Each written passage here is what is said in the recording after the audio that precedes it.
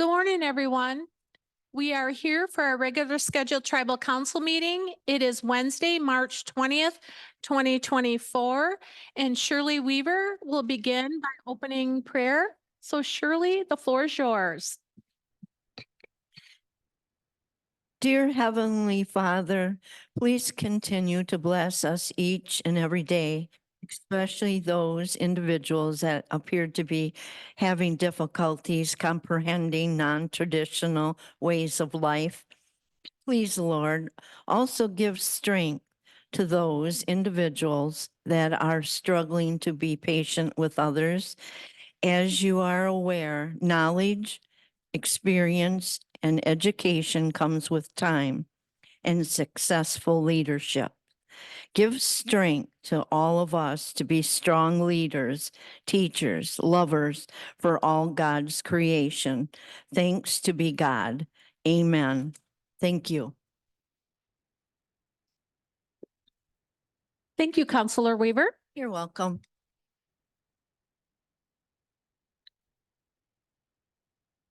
Number 2, general business. A is call to order. I will call this meeting to order at 10:02. Next, people on Zoom, if you are a tribal citizen, please list your name and your tribal ID. If you are an employee, please list the department that you work in. Thank you. I'll go down the list right now. Jim Laporte, please identify yourself. Jim Laporte, member number 3383. Thank you. Phone number 231-398-2338. Please identify yourself.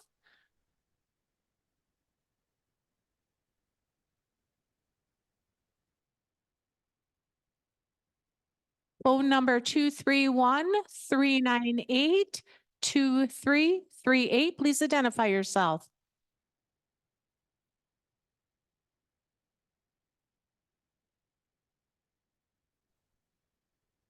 Last call, 231-398-2338. Please identify yourself. Okay, we will be putting you in the waiting room. Carol Ann, please identify yourself. Carol Ann Chabot, 3742.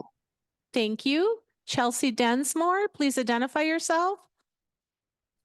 Chelsea Densmore, 3225. Thank you.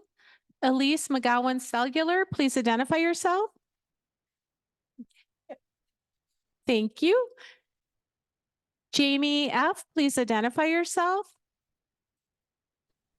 Jamie Friedel, 4744, food distribution supervisor. Thank you. Thank you. Joanne Green, please identify yourself. Joanne Green, 3580. Thank you. Jolene Osigniak, please identify yourself. Jolene Osignac, 3866. Thank you. Larry Olson, please identify yourself.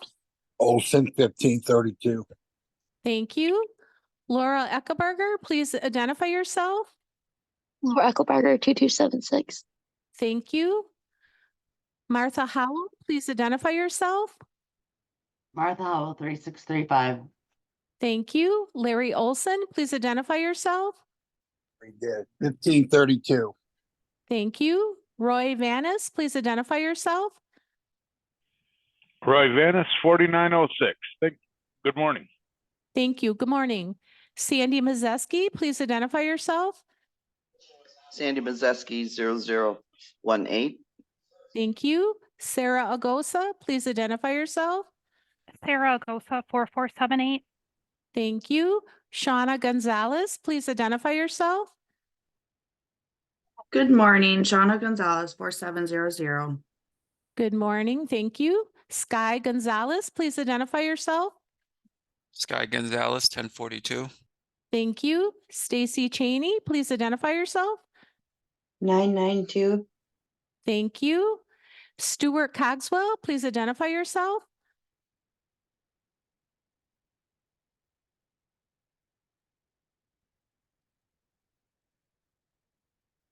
Stuart Cogswell, please identify yourself. Stuart Cogswell, 2137. Thank you. Tina McCollum Payment, please identify yourself.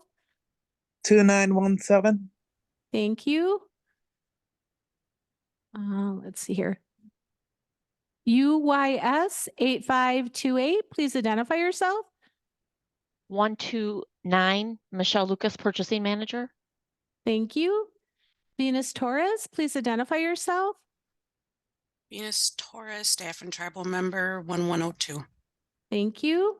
Phone number 906-458-4756. Please identify yourself.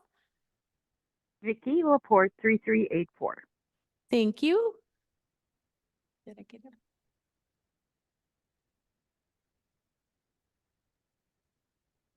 Oh. Alicia Golf, please identify yourself. Okay, she's in HR. Okay.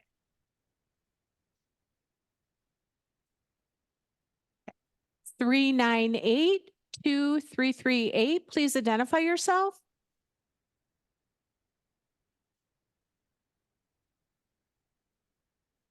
Three nine eight 2338. Could you please identify yourself?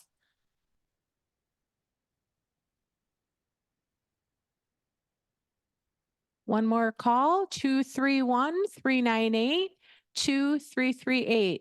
Please identify yourself.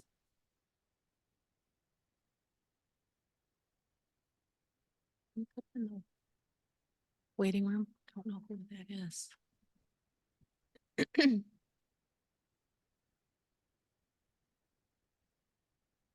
Thank you. Next item on agenda is B, roll call. Recorder Johnson, can you do roll call, please?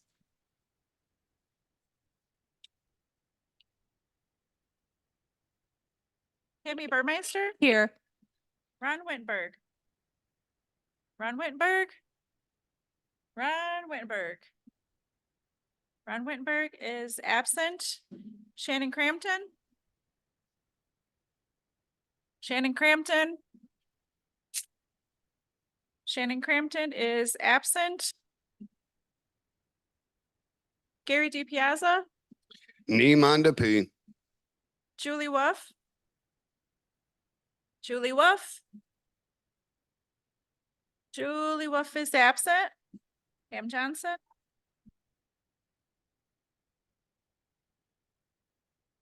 Here. Misty Silvis. Here. Al Metzger. Al Metzger.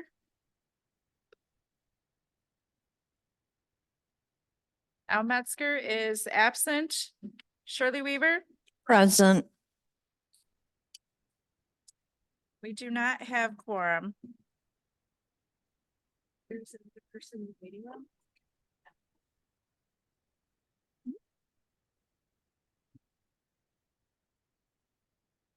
Let's see here. Right down here, 4689. Could 4689 guests please identify themselves?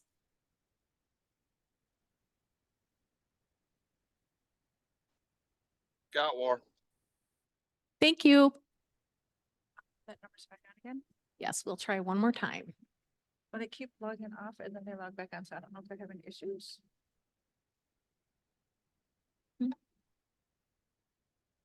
I'm going to ask for one more time, 231-399-2338 guests. Could you please identify yourself?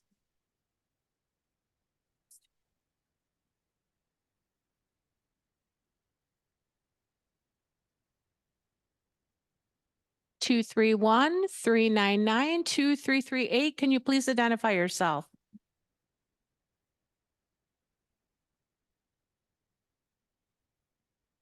Do you know? I don't know who it is either. Okay.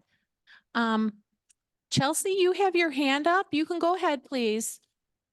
Thank you, Madam Speaker. So I had called in a little late last week and I saw you guys didn't meet, and because there was no quorum from what I heard. And then this week there's no quorum, and I'm not on Facebook, so I'm just not on the pages. But is there a reason that people didn't show up? Did people show up at the agenda review?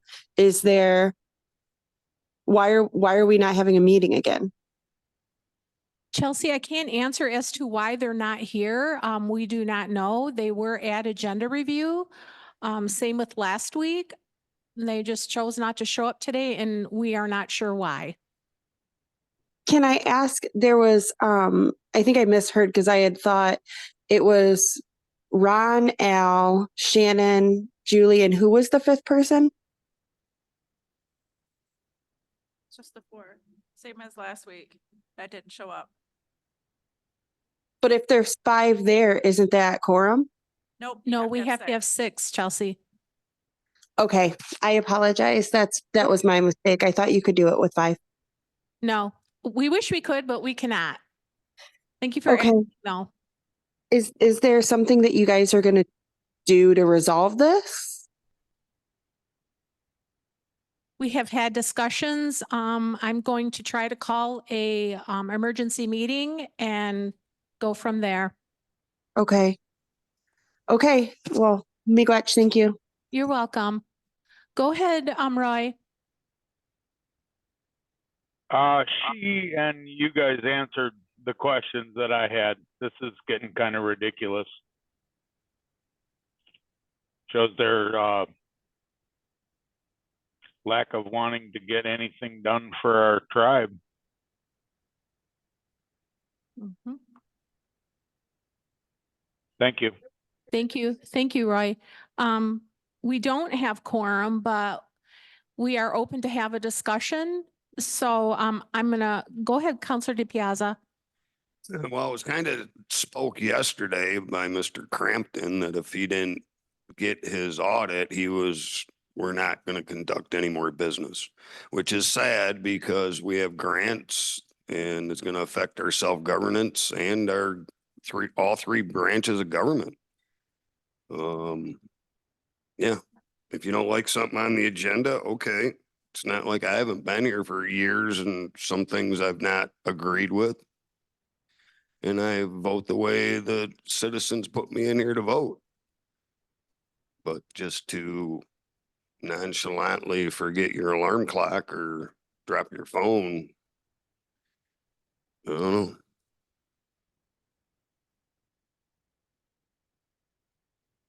It's really sad, but it's not like we didn't experience this some time back also.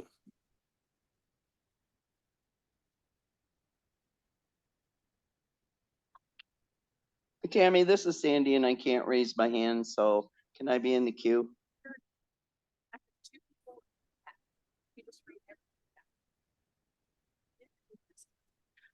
Chelsea, you have your hand up, so I'm gonna call for you to speak. So go ahead, please.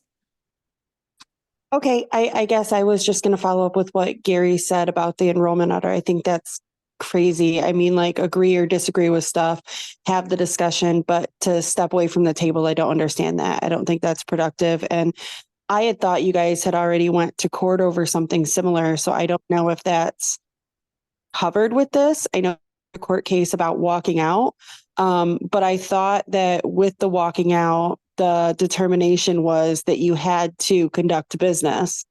And I thought that was also the determination with the court case regarding the budget. So I guess I don't understand the legal ground. Do you know what I mean? Like, I guess I don't understand how this is being able to happen, or, I mean, I guess they can do what they do, but what then comes from it? You know, like, how often do we have to waste money in court for something to just keep happening? I guess I just don't understand this. I find this really frustrating. And like I said, like, I'm not on the pages. So maybe there's a whole lot more information out there that I don't know, but that's why these meetings are so important, right? Because that's where a lot of people are getting their information, as they should, you know? So, I don't know. I find this really frustrating because people take the time to call in and we have no idea what's going on. And this is just super unprofessional, but I appreciate those who came. It's just really frustrating. Thank you, Chelsea. Next in queue is Stacy. Go ahead, please. Was Sandy Mazeski ahead of me? I had her, no, she was not. I have her in the queue. But she came after you, Stacy. Okay, thank you. You're welcome. I'm not on either side. I just wanted to repeat what was said in the meeting for the enrollment ordinance yesterday. And what I was under the impression is that if we are operating illegally as a tribe and we're putting our tribe at risk by not doing the enrollment audit, then the four believe that we are putting our tribe at jeopardy. And that is why quorum is not being met. That's all I have to say. Thank you. Thank you. Next in queue is Mike. You're next in queue. Mike Splina, 0692. To my understanding, I thought at one time you guys approved for the audit to go through and you had RFP out there. So what happened to that? Did nobody follow through on it?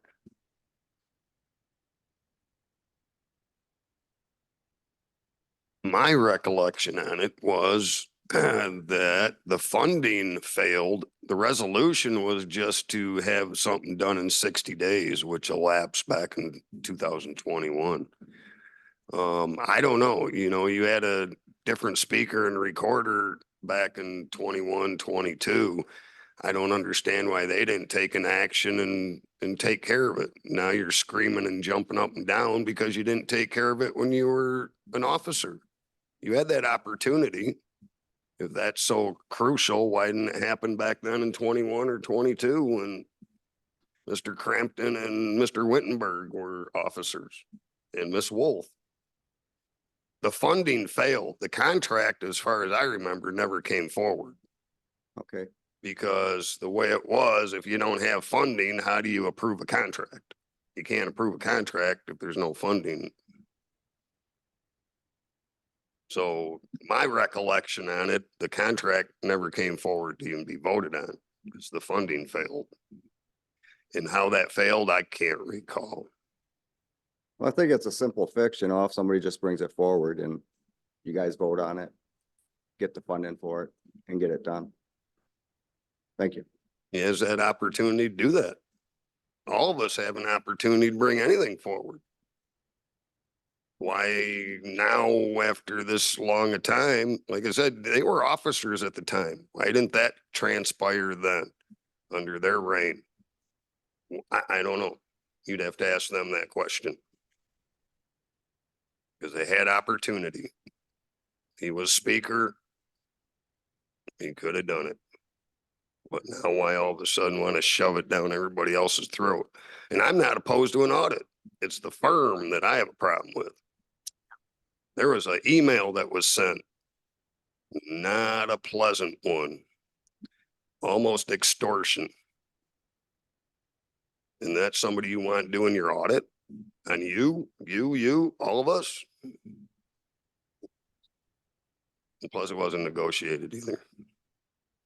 So, and I'll get beat up over that, but hey, you know what? It is what it is. I'm not opposed to an audit. It's the firm I have a massive dilemma with. If that email ever surfaces, ooh, I pity the fool. I'm good. Language. And I kind of just want to tag team onto what Counselor DePiazza said. Council wanted, not all of council, I'm not opposed to the audit because we're overdue for one, so we do need to have an audit.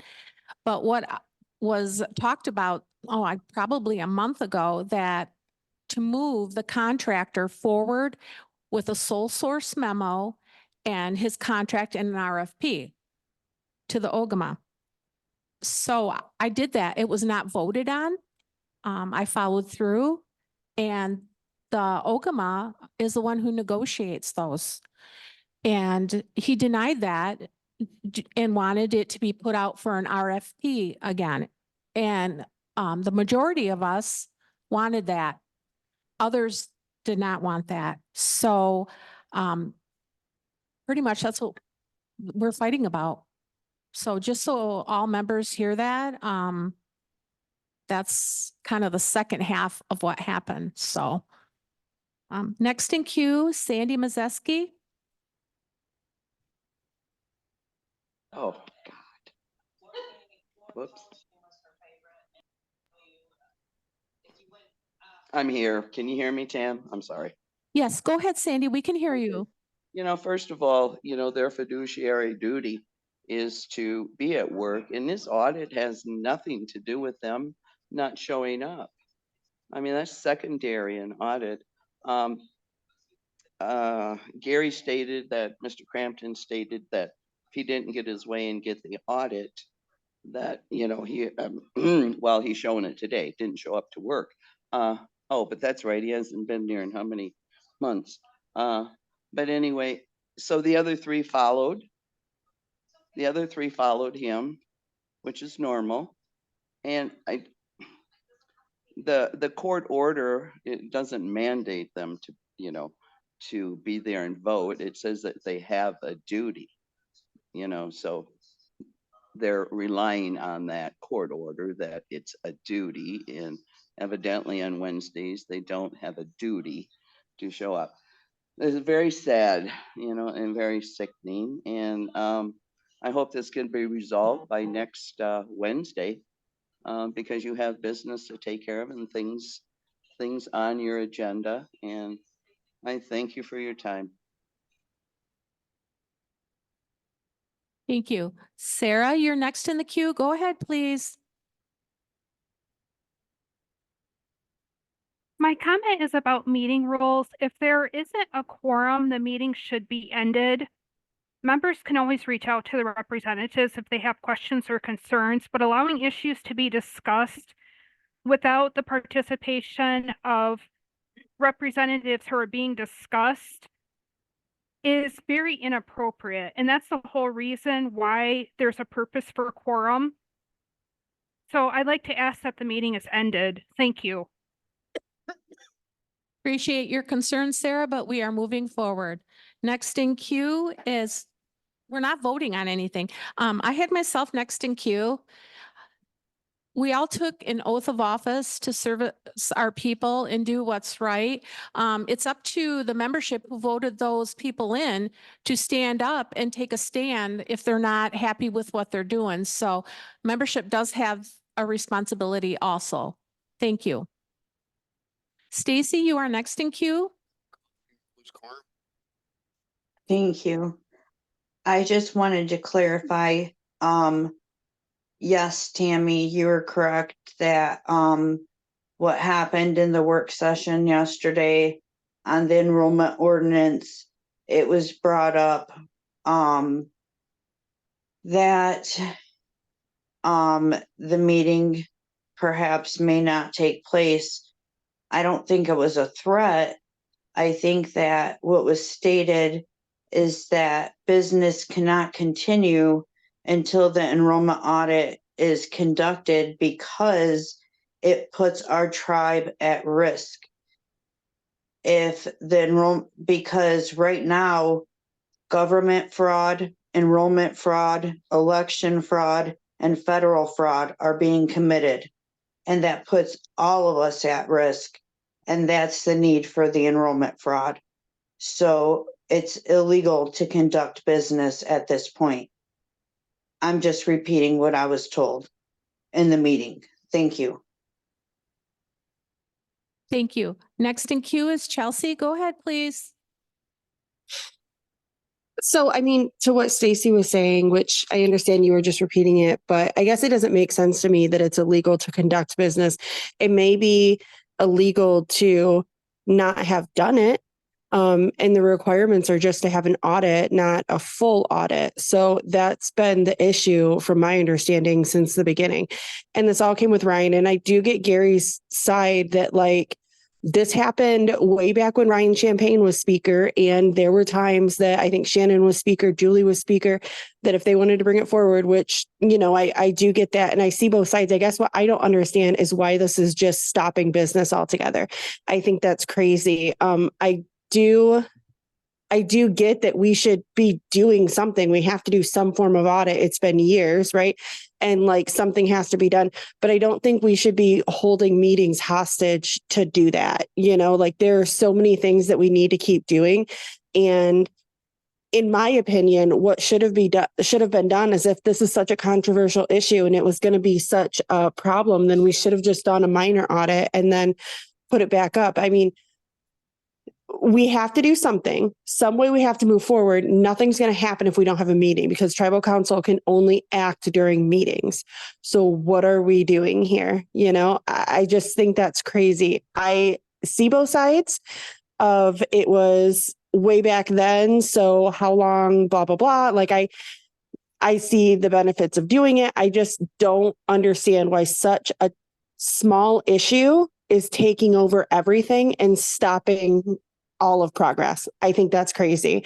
I didn't call into the one work session, so I guess that's on me, but I think it's crazy that this is where we are and I don't know how to progress because council can only act during meetings. And if you guys don't have everybody attending meetings, then there's literally no way for you to move forward. That's crazy.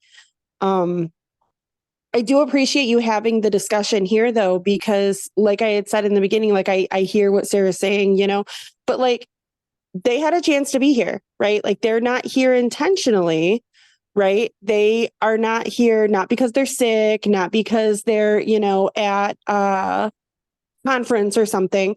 Like they made a choice not to be here. And it's still fair for citizens to understand what's going on, right? Like we call in on Wednesdays to get an update and to understand what's going on with our tribe. It's not fair that we don't understand because we didn't call into every single work session and agenda review of the week and the week prior, and therefore we don't know, right? So I really appreciate you guys having the discussion only in that we can at least kind of get an update and see what's happening. I don't know how you guys can move forward, but I really, really hope something is done prior to next Wednesday, whether that's an emergency meeting. I don't know what the benefit is since if they're not going to come anyway, but I really hope this doesn't just keep going on and on and on for weeks. Thank you. Go ahead, Roy. I'm just wondering at what point is it considered dereliction of duty? If there's any of the counselors that have that are present that could explain that to me, maybe.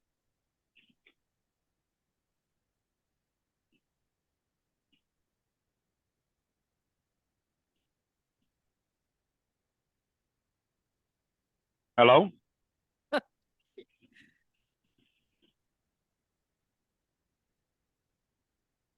Well, that would be a removable offense, but unfortunately you'd need a super majority, which would be 7 yes votes for removal.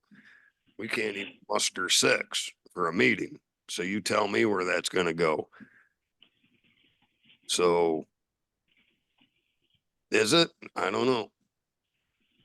At some point, yeah, you're hindering our business and our sovereignty and it goes on and on. And just to say, you know, it's easy to say there's all this wrongdoing and enrollment and there's fraud and oh my God, you're stealing from my children or whatever that may be. But if he's got that sort of proof, throw it on the table. Let's see it. But to get everybody wound up to saying, oh my God, half the tribes here are illegal and look at all the per cap you're going to get. Because that's what it boils down to. Like grandma used to say, Minga and Sapuntian, Shanakapushin.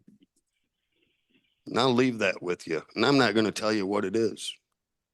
You want me to repeat it again? Minga and Sapuntian, Shanakapushin. The Anishinaabe would know what that says, what that means. Because I keep hearing I'm not Anishinaabe. Oh my God. You know, it gets old. You know, my family tree's been out for 11 years in a book that my mother wrote on Anishinaabe mowing. Get the book. There's my heritage. There's my family tree. It's right there for you. It's been out there for over 11 years. It's like, my goodness. 11 years it's been made public. Go find the book, go look. Then I expect an apology from some of you. That's about all I have. And as far as having a conversation after a meeting, who cares? They can call in quick. One of you quick call them, tell them to zoom in. I would like to thank everybody that did actually show up for work too, instead of trying to hold our tribe hostage, you know, by this stunt, as it is very ridiculous. And I do believe that it, you know, in my opinion, it is dereliction of duty. I'm saddened with the things that I've been seeing. You know, when I showed up there, they called it, you know, when I showed up to the meeting with other elders, and they considered it, you know, they called it that we were taking the council hostage, you know, like it was some kind of an attack, when we just wanted our voice heard, just like anybody that, you know, raises their hand in this meeting. You know, you kind of got to be at the meetings to do that. And if they're intentionally not being at the meeting so that they don't have a voice, and that voice that should be, you know, and anybody who thinks that we shouldn't have a get together like this, even though it's not quorum and nothing is getting voted on. We're just getting information, gathering information from people that actually show up, you know. And again, I'd like to, you know, thank everybody that did show up, because it shows that their heart is in the right place and they're trying to find out what's going on and trying to get something done, instead of just, you know, using dereliction of duty as muscle. Thank you. Thank you. Next in queue is Laura. Go ahead, please. Thank you, Speaker. So I heard you say, Tammy, that the majority of council was in favor of going back to the RFP process. If the majority was in favor, is that a possibility that you guys can you just vote to do that? Or I guess, what are the next steps? Because it sounds like we're at an impasse between the two sides. And this clearly is a sticking point, because four are choosing not to show up over this. And clearly this can't continue on week after week. We certainly can't go for the next 6 months. So I guess my question is, what are the next steps, or what are the possible next steps, or what could be done to somehow placate the side that wants to sole source? Are they on the sticking point that they absolutely will now only use Mr. Montana as their vendor? Or are they willing to go back to the RFP, have Mr. Montana resubmit, and potentially see that maybe he is the best one that replies to the RFP? I don't know. I guess I'm just so confused by this, and frustrated, I guess, like everybody else, that we're stuck in this position. And I think Roy said it best, like, this is being used as a weapon and in holding things up. So what are the next steps? How can we bring the two sides together to go forward to get this 100% audit done, so that we can just move on? And I know that's probably, you might not even have the answers for that, but I think I'm probably stating everybody's thoughts in their heads. And also too, while I have a second, I just wanted to point out that we have a membership meeting coming up very soon. Like, it's right around the corner, right? I hope members are going to use this opportunity to voice their opinions about things that are happening in their government. So that is our meeting. It's not the Oklamas meeting. It's not council's meeting. It's not anybody's meeting except the members' meeting. So I hope that many will choose this opportunity to voice their opinions on things. And that's it. Thank you for giving me the time. Thank you, Laura. I think the easiest way would be to put out a new RFP and just start from there and move forward. I know it's been talked about that resolution from 2021, I believe it was, that expired after 60 days. So if we want to move forward with an audit, I believe we should start from that point, creating a resolution and to state, what it needs to state, and then move forward with a new RFP out there. I think that would be the best way to do it. And that's just my opinion, but. I'm sorry. Can I just respond to that? Yes, you may. Go ahead. Thank you. I guess I'm asking how could that be done amongst the 9 of you? Is that something that if the majority of you want to do that, that's just something that can happen? Or could it be held up because part of the council doesn't want to? I guess that's my confusion, I think. Thank you. You're welcome. Well, when I say majority, it's not like 6, it's 5-4. So part of the other opposition is they want to go with Montana. There's just no doubts about anybody else. That's who they want to go with. So that's part of the problem.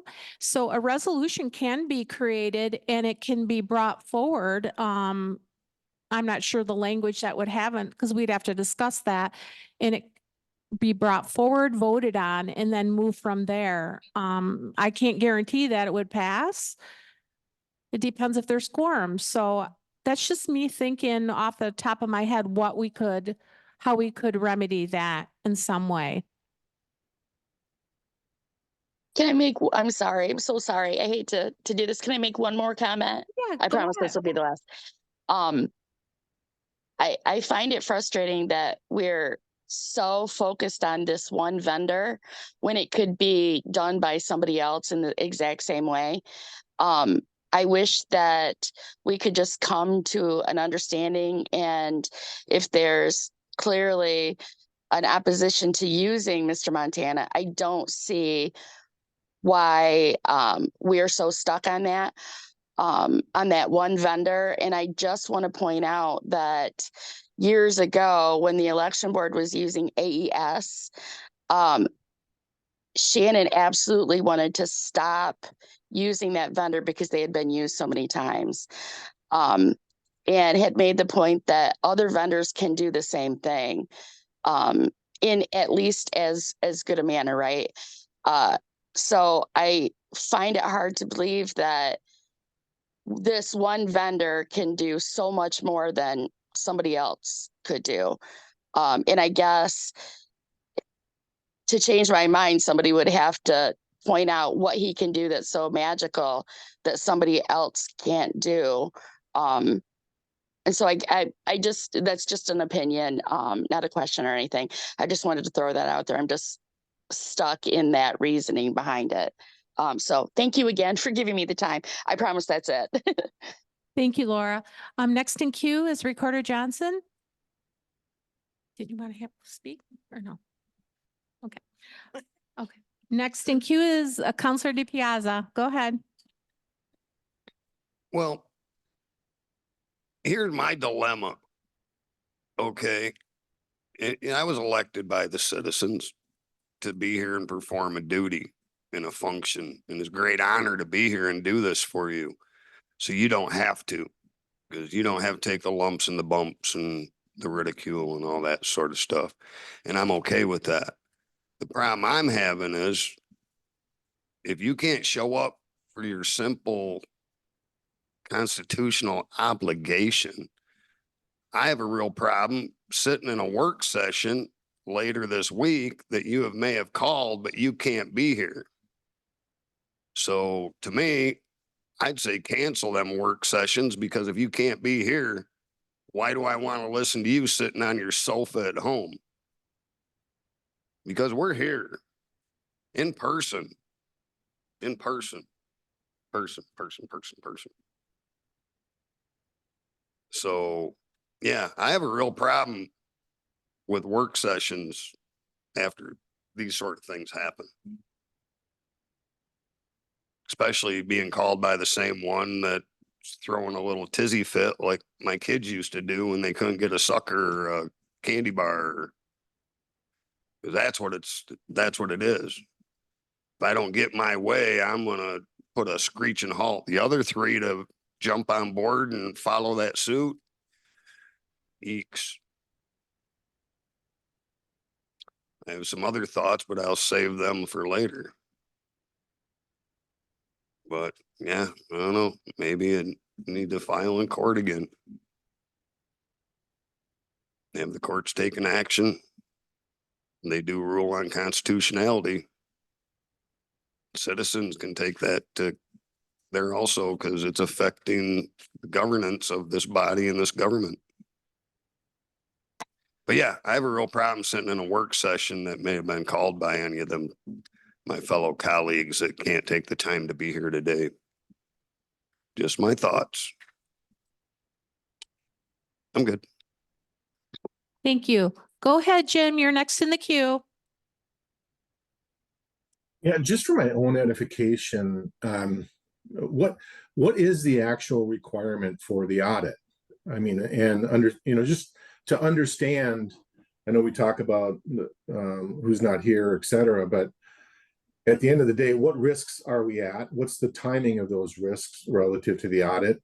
I worked for another tribe for 12 years, never heard them do an audit. So I guess I'm just trying to understand what requirements we have, where we are on that timeline, what risks we're actually putting the tribe at this point in time.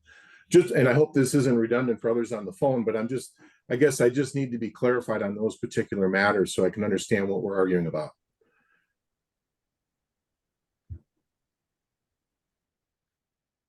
Jim, an audit is supposed to be done every 5 years. I'm not sure when the last one was done. Councilor DiPiazza, what year was that?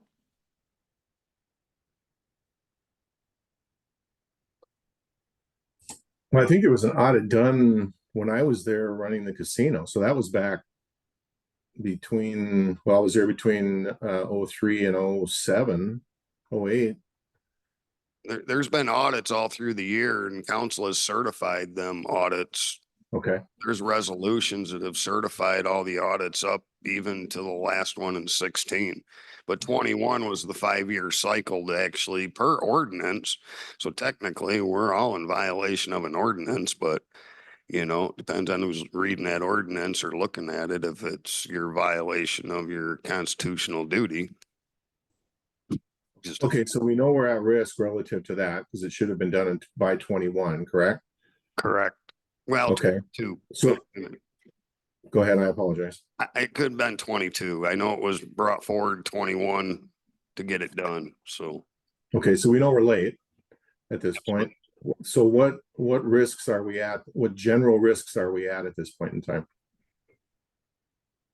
To me, none, to be honest, other than violating our own ordinance. That's where it's at. BIA doesn't care to anything. Whether you audit your files that I know of, but we've done, council has approved certification of enrollment. Oh man. Well, every 2 or so, I can't remember, but there's quite a few of them resolutions dating back to 06 and somewhere there on forward. Yeah. Jim, I think part of the problem is when it was voted on to have an audit, they wanted to have 100% audit. So that was like going back in time to the beginning of time to do 100% of all enrolled citizens instead of picking up where the last audit was done, picking up from that time and moving forward. Okay.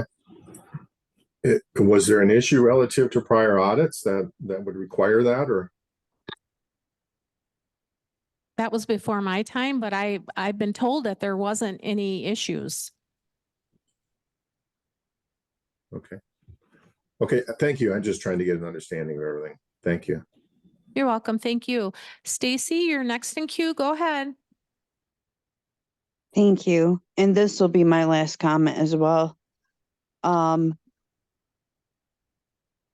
I can say that by the agencies that's been contacted, yes, our tribe is in jeopardy. Our federal grants are being pulled. The enrollment audit book from 2004 has been submitted to the Department of Justice, and they have access to it. So they are aware of everything that was in that book, and that proves enrollment fraud. Therein lies the fact that we need 100% audit. And unfortunately, since our tribe can't decide to do it in-house, where we could do it in a way where we could do it in-house and hopefully make it so we could politely disenroll people and then have them get their paperwork together and then re-enroll them because they would be grandfathered in. They're going to handle it a different way. And that was never the goal. The goal was to have integrity of our roles, was my understanding. The whole goal was to not get the agencies involved. We also, so losing our federal funding and then also prosecuting people who took advantage of the ARPA and COVID money, that could be an issue, and so on. So it's very shameful that we as a tribe couldn't just decide to do this 100% audit in-house, and by in-house, just hire a vendor who has a good reputation and only works with Indian tribes. We could hire him, and then he could have done it in 3 to 4 months. And then our tribe could decide what to do with that information. And that's why I know many of the people on council were leaning towards him. But I do want to clarify something. The reason why the 4 on council, from my understanding in the work session yesterday, were so upset wasn't because of the RFP process and restarting it all over again. It was because the OGMA refused to negotiate the contract. And that is his ministerial duty.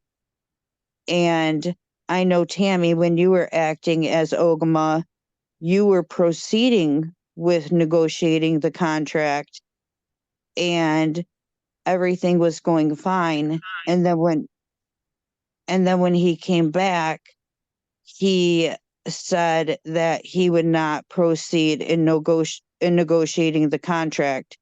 And he didn't just state that to tribal council, he put that on a video and he also put that in writing.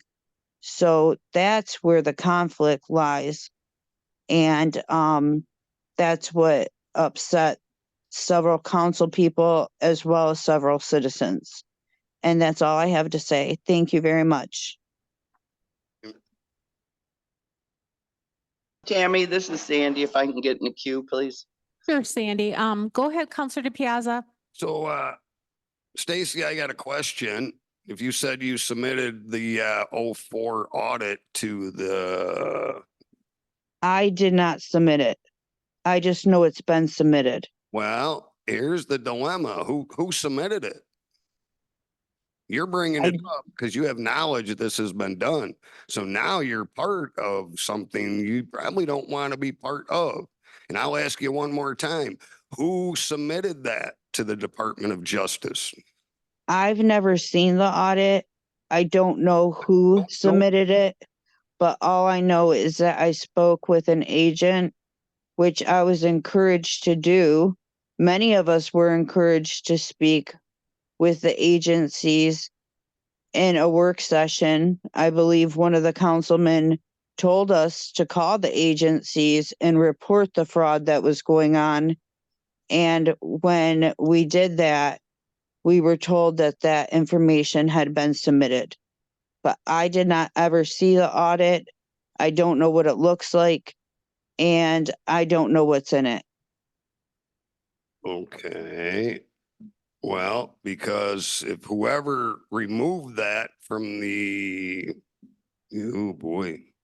But thank you for sharing that though, because that gives us a whole nother cluster going on about releasing confidential information and who may have done that and who you associate with is going to be a big dilemma.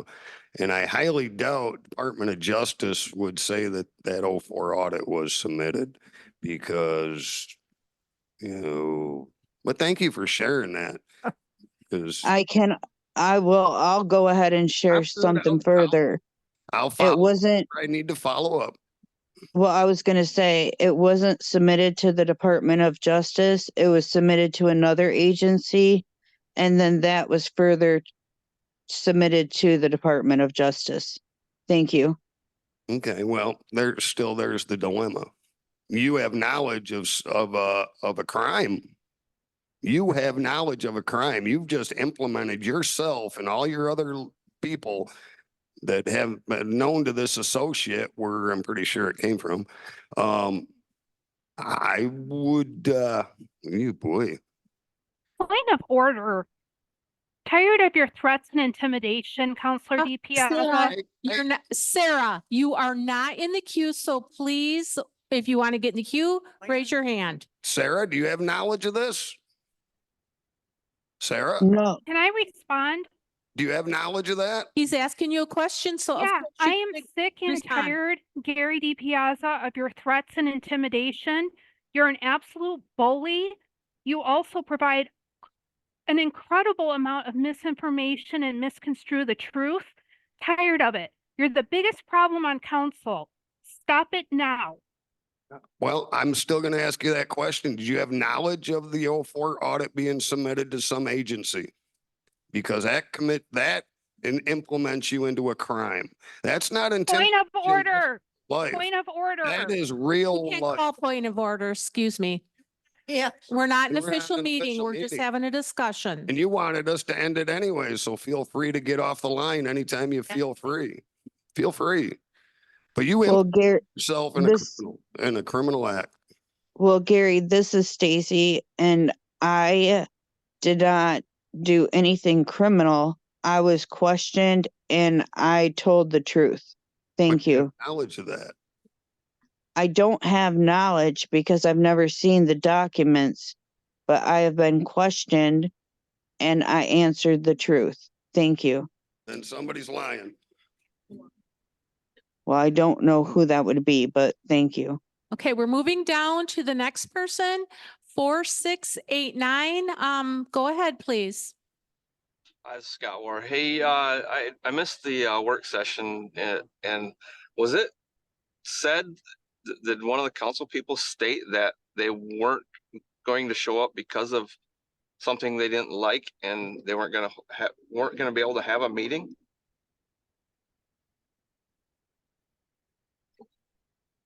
Misty, do you wanna? It was stated that he was not going to, there will be no further business conducted until the enrollment audit was done. Thank you. So to follow up on that, then that is malicious intent to not conduct business in a tribe. And all of you were sworn in to do the best interest of the tribe, right? And conduct business. Tammy, it's Stacy again. That's not true what she just said. Stacy, I put you in the queue, so let's There's a Thank lot of you. people before you, so I do have you Sure. in the queue. Okay.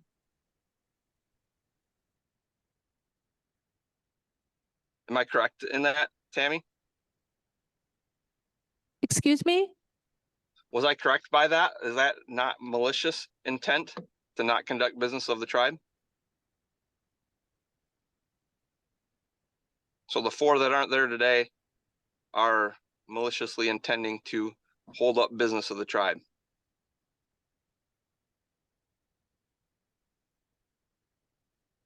I'd say yes. By that comment that was made yesterday, if he doesn't get the enrollment audit done, then no further business was gonna occur. And that So I happened. think I would ask that the rest of council goes to the court system to ask for help from the prosecutor or whatever it is to hold these people accountable.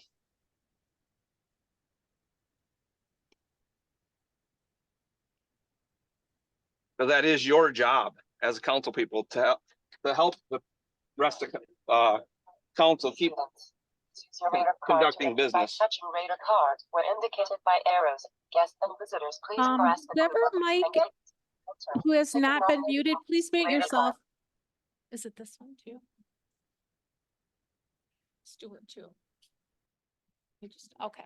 Go ahead, Counselor Silva.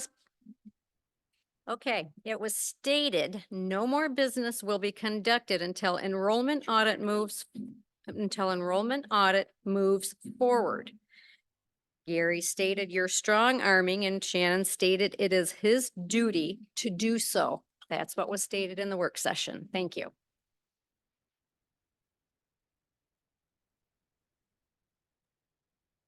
Thank you. That would be, yes, definitely malicious intent to hold business. And he threatened that in a meeting. I have it written down word for word what he said. There were 5 of us. Okay, Scott, do you have another question? No, that's it. I just I wanted to make sure that was clear. Thank you. Next in queue is Chelsea. Go ahead, please. Thank you, Madam Speaker. So, I mean, I agree, like that seems pretty direct. That was going to be my question is when you guys are talking about what to do next, I was going to ask about, I know that an ethics ordinance used to be, and then it was removed and never replaced from my understanding. And this is a good opportunity of why we need something to do something. I also was going to ask about potentially, and I don't know the process because this could be a secretarial election, which frankly is an overwhelming idea because of how many people you have to get to sign stuff and blah, blah, blah.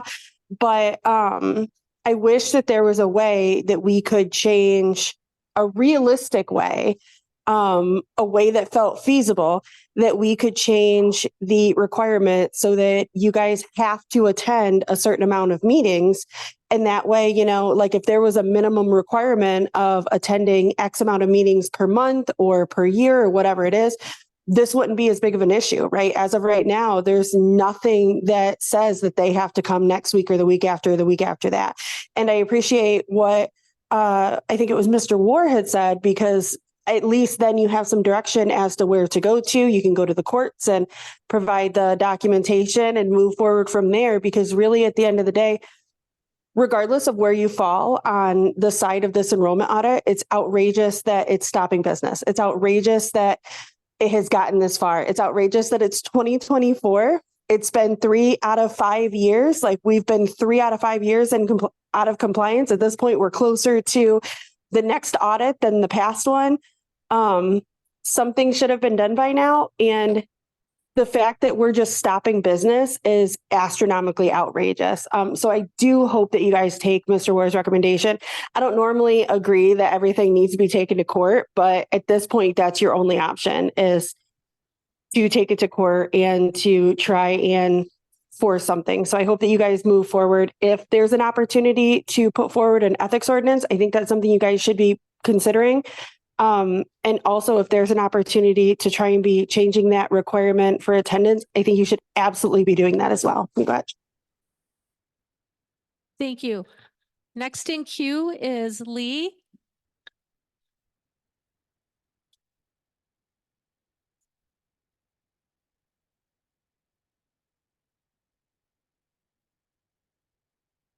Good morning, Lee Ivinson, tribal ID number 99.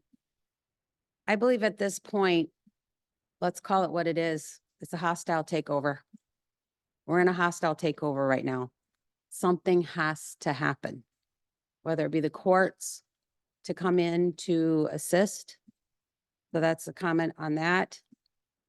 This further information on this whole enrollment situation and the information being shared that an audit has been provided to some agency, we don't know what agency.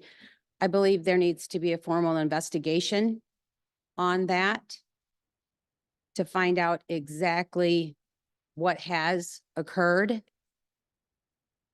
whether it be an external individual coming in to investigate and sent over to the prosecutor.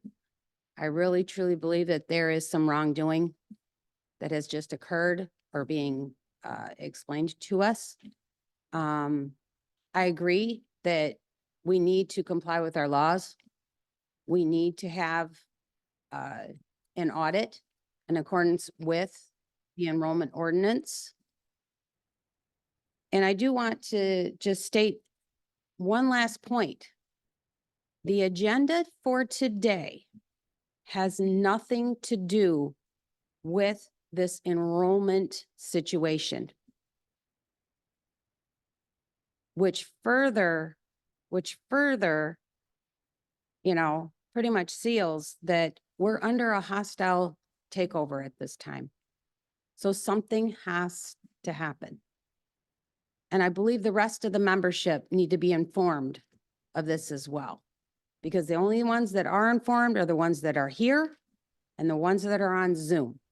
I think we need a formal notice sent out, whether it be our Ogama's office or our tribal speaker and recorder, to the rest of the membership. Because truly this is unacceptable. At some point, we need to compose ourselves as a government. And in that process, there is compromise. I don't disagree that the audit RFP needs to go out again. I don't believe that the services that the firm that they're focused on should be a sole source, because there are many audit firms that do the same or similar service. There are stipulations under sole source as to why you would go sole source, whether it be a unique service or a one-of-a-kind type of a service. This is done in Indian country all the time. But truly, in the immediate nature of our tribal government, let's comply with our enrollment ordinance and at least get that audit done so we are in compliance with that law. And I truly would like further clarification as to how this resolution that started out stating that there is continuous discontent amongst the membership because of enrollment.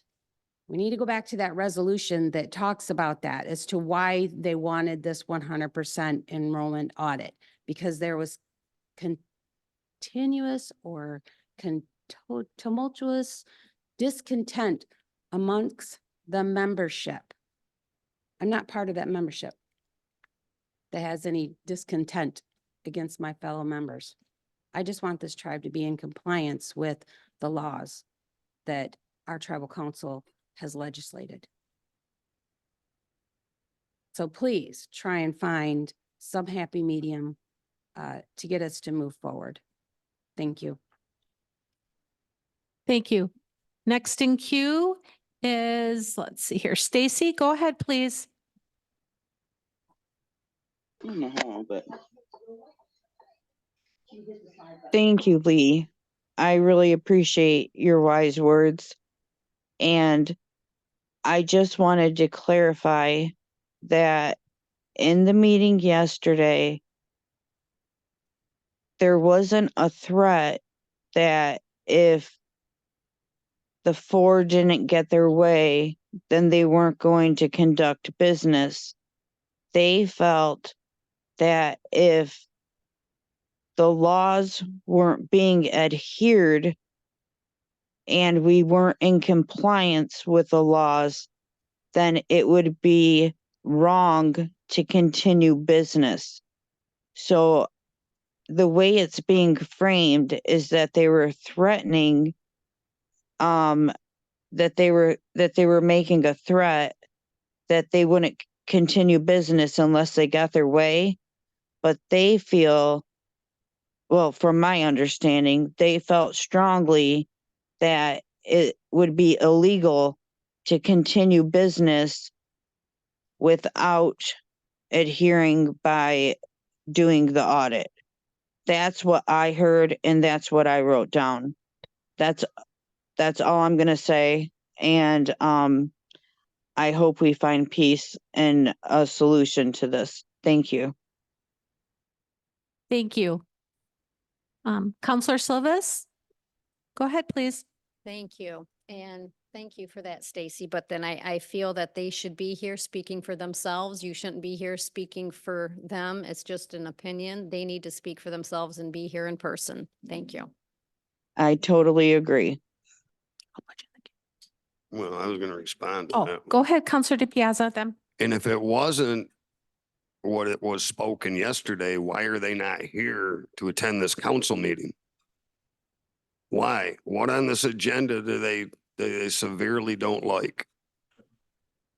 And if that wasn't spoken yesterday, saying they bring it to us, no business is gonna be conducted unless I get this audit, why are they not here? Why? On Zoom even, or call in, or anything. That Lee is correct. They're trying to have a hostile coup or takeover. It ain't gonna pan out very well, I can tell you that right now. I'm good. Thank you. Go ahead, Roy, you're next in the queue. It's just an opinion, and I've stated it before about this Zoom thing and people in the background or, you know, on a handheld device or something. It's the understanding that it's just my opinion, but I feel like they are in this meeting, but they're using a puppet to voice through, because I've heard Stacy talk many times and the cadence in her voice slows down when it seems like she is reading what she's being said, when she has to retort with something that, well, it's my opinion, you know, and add to it when it's the words of someone else. Clearly, they should just show up to the meeting and do their job instead of, you know, going through somebody that's in, you know, that is willing to be in this meeting. Stacy shows up to these meetings all the time, you know, and that's how I hear her voice. And when it's being explained like that, and it clearly sounds like it, the cadence in it changes to her reading voice. Yeah. It, you know, and she's reading the opinions of the people that didn't show up to this meeting. That's it's a part of that dirty pool, you know. I don't like it. I just I think it's extremely disrespectful to the tribe. And I know that, you know, that a narcissist victim doesn't realize that they're a victim when they're trying to do the bidding of their master. They just don't see it. They can believe wholeheartedly that they're doing the right thing for the right reason. But when it comes down to it, they don't see that they're being a puppet. And I pity that. We need people that are willing to stand up and come in and do work and negotiate. A couple of things I don't understand is like, how is it that, when it comes down to it, that the OGMA doesn't break a tie? If the council has a tie, I thought that was the OGMA's duty to break the tie. But somehow he's been removed from that. And I believe it was, through the actions of the people that didn't have the guts to show up to the meeting to do their job. Using that as a muscle is just, temper tantrum tactics.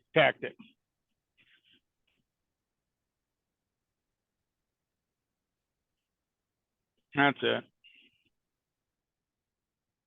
Thank you. Next in the queue is Janine. Go ahead, please. Buju, thank you. Janine Sam 150.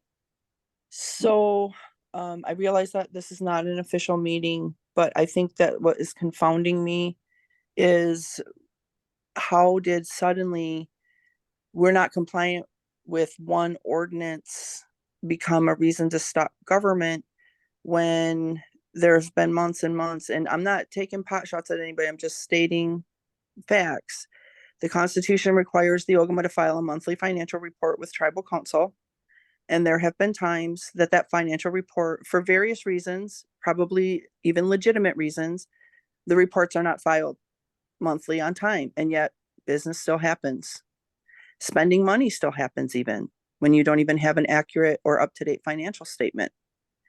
There's other ordinances, the procedures for the use and distribution of the Indian Judgment Fund monies. And we have no, were those accounts all closed out according to Hoyle? I don't know. But just looking through the tribe's codes, I can almost pick just any code to say this is not 100% complied with. And nobody for the past, since 2004, when the supposed enrollment audit that proves fraud was done, supposedly that, 20 years ago, a 20 years ago audit is now triggering something to mandate 100% compliance audit. And some of these issues that are in that audit may have already been through our tribal court even, because I feel like I was on council back then, and I feel like there were family members that were saying that certain family members shouldn't be enrolled or whatever the case was. And some of these issues have already been resolved by the courts even. And so for me, I just want equal access and equal, obviously wasn't in the work session yesterday. And what I would like to say is that if citizens are allowed to contact the auditor, then that should be posted on the tribe's website somewhere. So any citizen that wants to contact that auditor can do so. I just posted on my own Facebook page that I would like Julie and Ron to provide the information for me to contact the federal agencies that other people have been in contact with. Because again, as a citizen, I have the same rights as any other citizen. And I want to have the ability to contact those same federal agencies. I haven't seen any notices in the Federal Register about grants being subjected to being taken back. I haven't seen any notices in the Federal Register about any of the actions I'm hearing about. And I find it really interesting because some of the actions that are being bantered around about today do require notice in the Federal Register. And so there are systems in place for a reason. And I agree with Lee and what she was saying, because even when you don't agree with something, you still have to show up. You still have to be there. This membership has put a lot of other people, Gary talks about things happening, and it's like, I can go back into my time in service on this tribal council and just document the horrible treatment that I and my family were subjected to because I wasn't going to do something the way somebody wanted it done. And that's just not how we should just not allow that anymore, because I put up with it for 20 years and it's still happening today. And I just don't understand this intense need for people to cannibalize other citizens. It's not my business if somebody's on this roll and somebody is saying that they're not supposed to be here. That's why we have an enrollment commission. That's why we have processes in place. And I have at least 2 members of the commission from that time openly. One of them is Ben Hamilton, and he is openly stating on multiple Facebook pages that all of these allegations are false. And he was the secretary of the enrollment commission in 2004. So I guess, it just depends on who you're believing and what people are saying. But at the end of the day, the Ogama's attorney, that action needs to be taken one way or the other, voted up or down. But, these things that are not happening because people want to boycott a meeting, that's basically risking the membership. We are at way more risk by our elected officials not showing up for their jobs than we are by whether or not we have people that received ARPA monies that shouldn't have. Because guess what? There is recourse. If people received ARPA monies and they weren't entitled to receive it because they shouldn't have been on the roll, the federal government will take care of that. They will prosecute it. It's not up for it. I don't need to hold those people accountable. It'll come to light at some point in creators' time, and that's when it'll be taken care of. But this BS of compromising everything else to force that issue, I think that then I want to know how payroll is going to happen tomorrow. Because if the council's not acting and the council's not there to take care of business, how in the world are they going to collect a paycheck? People should not be allowed to collect paychecks if they're not going to do their jobs. And if they want this one firm, that right there is almost a conflict of interest in itself. And I just don't understand how people don't see that. And I don't know, I realize this isn't an official meeting, so I don't know how much time I've taken. I've probably taken up too much time already, but this is just unconscionable to me. And so I would like the agencies that I can contact to report this unconscionable behavior, because if our tribe and our prosecutor isn't going to handle it, then I would like somebody to handle it at the federal level as well. And we all have the same rights and we all have the same standing. And if they're already involved anyhow, then maybe they need to hear from some other people that have different viewpoints on other things we would like to have looked into as well. And let's just have them come on up and look at all of it. Every single nickel, every single dime. I'm here for it. Miigwech. Thank you. Next in queue is Laura. Go ahead, please. Oh, thank you. I just wanted to go back to something that Stacy had said, and I just wanted clarification. Was it stated that the Ogama is refusing to negotiate the contract for a new vendor, or is he just waiting for another RFP? And does he happen to be there for this meeting today? Or not that it's an official meeting, but I'm just curious about that, because if he's unwilling to negotiate a contract for this that we already have on law, what are our next steps? And it's kind of dead in the water if he's unwilling to do that. So I just wanted clarification of that, if that's possible.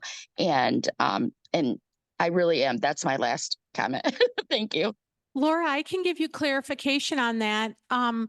He is willing to negotiate a contract, not with Montana. He wants a new RFP put out there for a new vendor. Okay, that makes sense. Thank you. You're welcome. Stacy, you're next in the queue. Oops, thank you.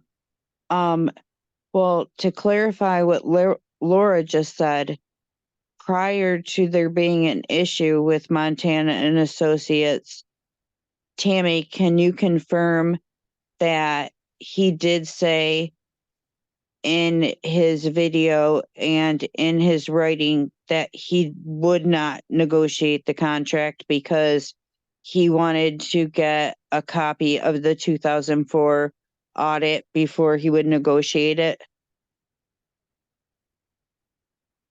I haven't seen the video, so I cannot comment on the video. He did ask for the 2004 audit. That was one of his conditions before he said he would negotiate the contract before anything with Gary and Yeah. Gary Montana. Stacy. Do you remember did ask- that? He did ask for it, but I don't recall him saying that was a condition. He just asked for it. He wanted to see it. I will send you the letter and the video that I have of it, because Gary Montana didn't come up until later when he asked for a new RFP. And that was when you were negotiating the contract. So, the whole new RFP didn't come up until later. So I just wanted to clarify that.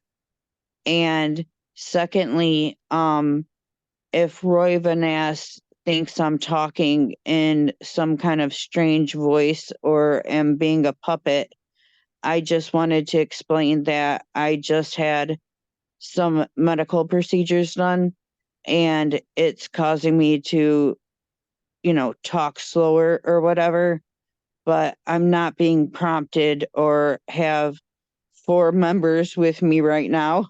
I live 6 hours away, so in no way am I being told what to say, and I apologize if it comes off that way.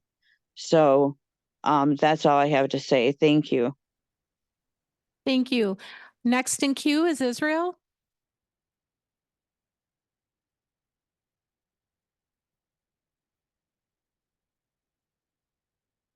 Good morning, and Israel Stone 1735. Sorry, I'm late to the party. I come humbly before the council, and I have to ask something that I think is very difficult to ask, but needs to be asked. I am asking the speaker, recorder, fellow council members that are sitting in the room to have a veteran come up and remove that Eagle staff from this room and have that smudged and cleansed, because that represents honor, that represents integrity. It represents all those teachings that are sacred to us and have been for many, many years. And the things that are occurring in this room before that staff are disrespectful. And I'm asking the council to have veteran Burmeister come up and remove that staff from this room, because it is not healthy to have that here with what's going on in this room. So I would ask veteran Burmeister at the council's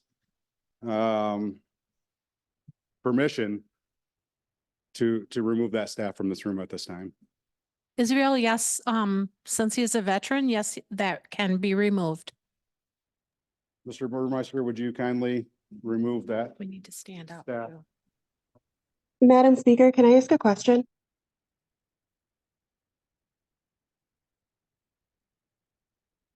That was the first thing, because I believe if we say we're Anishinaabe people, then we need to live by those codes of conduct and those standards that have been set out for us for years and years.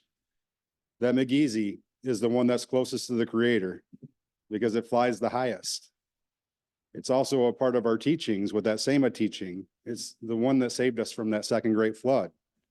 All those teachings we've been given throughout our lives that we are not respecting and honoring right now, with the name calling, everything else that happens in this room, this is not a healthy place for that staff to be standing at this time, in my opinion. So I've asked veteran Burmeister to come up and remove that staff.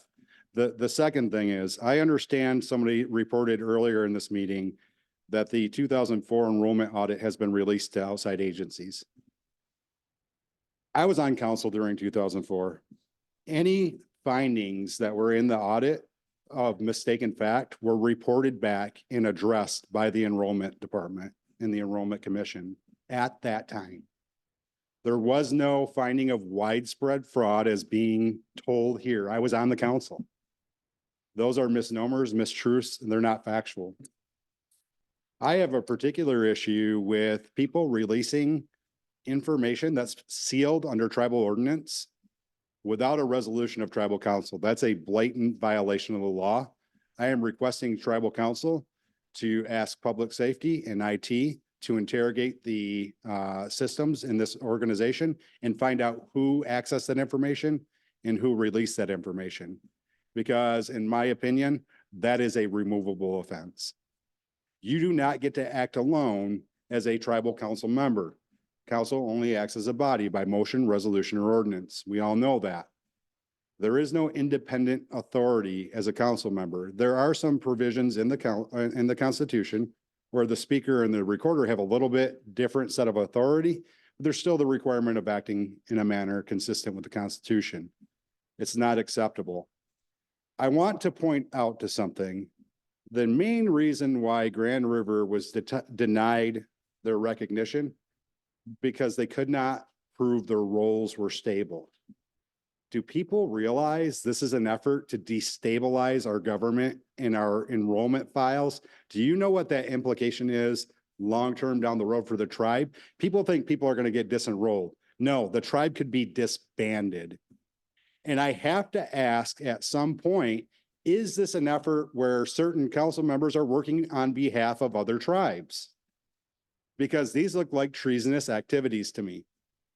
These look like efforts to destabilize our own tribal government. Not showing up for a council meeting, yes, I agree they shouldn't be paid, but that's a bigger issue. Because you're inserting a filibuster process that doesn't currently exist in our Constitution. You're simply not showing up to break quorum. When in fact, last week I attended a dinner and one of the people that didn't show up for council was at the dinner. I seen one of the persons earlier today before the council meeting, 10 to 15 minutes before, that didn't show up today.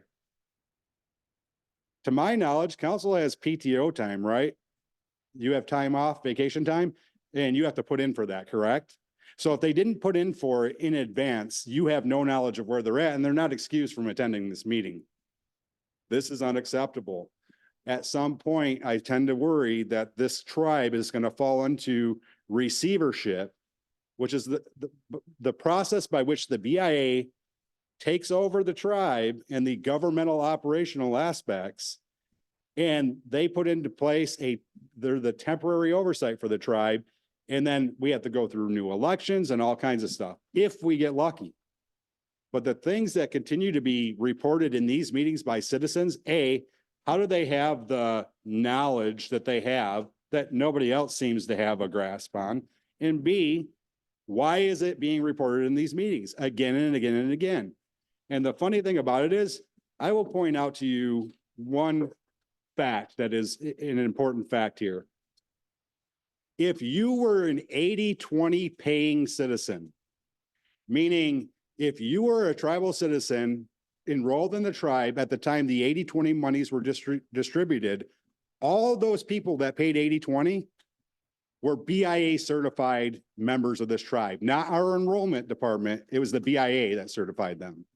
So now let's go back from there. Anybody that descends from an 80-20 paying citizen would also be approved de facto by the BIA because they're the descendants of the BIA approved role. So I don't know how many 80-20 people we have around here right now. I know I'm one of them. Mary, Tammy, Misty, Lee, Johnny, Michael, there's a lot of us, right? We're all BIA certified. So what are you questioning? The only reason why you would ask questions or cause dissension amongst your tribes is just for that purpose, to get people pitted against one another. And you hear it in these meetings time and time again. The Constitution needs to be amended. Having to have 6 people to remove a council member is not acceptable. Or sorry, 7, yes, supermajority is not acceptable. Because if they can't vote and one other person or two other people stick with them, they're safe. They can act in any manner that they want to. We can't recall them because it takes 1 million people to do it. And nobody has the time to try to gather those signatures. Every citizen or every council member on this tribal council should be voted by every citizen in the tribe, just like the Ogama. Districts need to go away. You guys are here to represent our nation together. The districts cause dissension. If we were all one people like we used to be, we wouldn't be having these fights. In fact, these fights never existed before that place across the road showed up. This was a community. And we are so far abstracted right now from a community, it's not even humorous. We aren't doing the necessary things. I was reading yesterday for some research that I was doing for our company culture at the resort, the 7 fire prophecy. And I don't know if you guys are familiar with that, but the 7 fire prophecy essentially takes us from pre-European contact to today's date. And that 7th fire time talks about Anishinaabe people having to make a decision to choose the right road and get back to our culture and our roots. And what it says in that prophecy is if we don't, there's going to be destruction, disease, sickness, all these things that are going to occur in our communities because we're not living in accordance with the teachings that we were given. I question sometimes, because I've known about that prophecy for quite a while, but I question sometimes, are we at the 5th fire right now? Are we at the 6th? Or are we at the 7th? Because I'll tell you, these last couple of years have seemed like we're like in the 7th fire right now. And the question for tribal council and the citizens of the tribe is, what path are we going to choose? The path of destruction? So what is destabilizing your government and blowing up your enrollment? That's destruction, right? The illness, right? That sickness, the greed is an illness. It's a sickness. This, I don't care if you remove 4,000 people from this tribe, you're never going to get enough per cap out of that casino to pay your bills and live off it. It's not going to happen. We're not a big enough operation. We're not in a college town. We're not in a major metropolis. So if that's the reason for the destabilization of our government is to get more per cap, council needs to put some money aside and offer a buyout program and start buying some tribal IDs from folks. Because I'll tell you what, if you're here just for the money, you're here for all the wrong reasons. We are not here for the money. We are here for the people. We are here for our long-term existence and viability.